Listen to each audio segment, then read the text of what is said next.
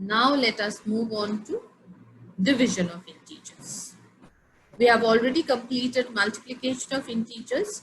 Now in integers, whether it's addition, subtraction, multiplication or division, that one golden rule applies everywhere. And what is that golden rule? Like signs, Positive. positive, and unlike signs, negative. That is the golden rule that is applicable in all the four operations that we do. I'm sorry, I couldn't locate that division sign, and that is why I had to write it this way. So basically, when we are talking of division of integers, so A, B, C, all are integers, and when we are dividing, so A divided by B is equal to C.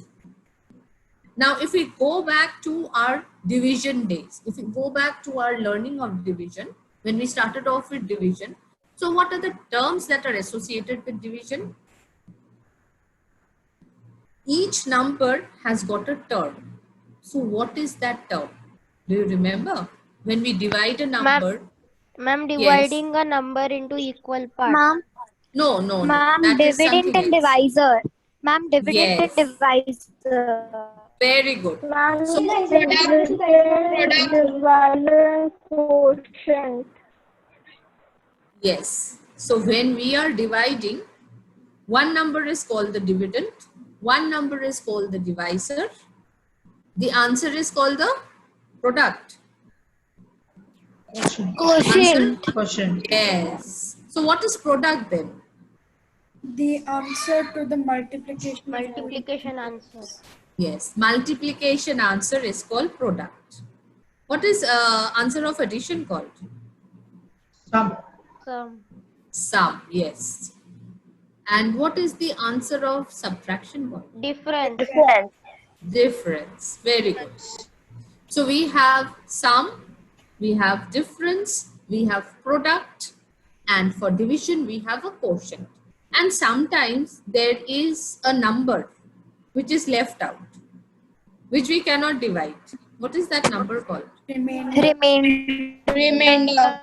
Very good. So that is called a remainder. So basically in a division statement, what are the terms that we have? What are the terms in a division statement? Now, do you understand when I'm talking of division statement, what I mean by division statement? Division statement means this. Say, let me just show you. Say 48 divided by 7 is equal to how much?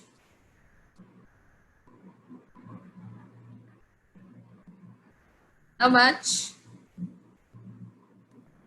Is it such a difficult question?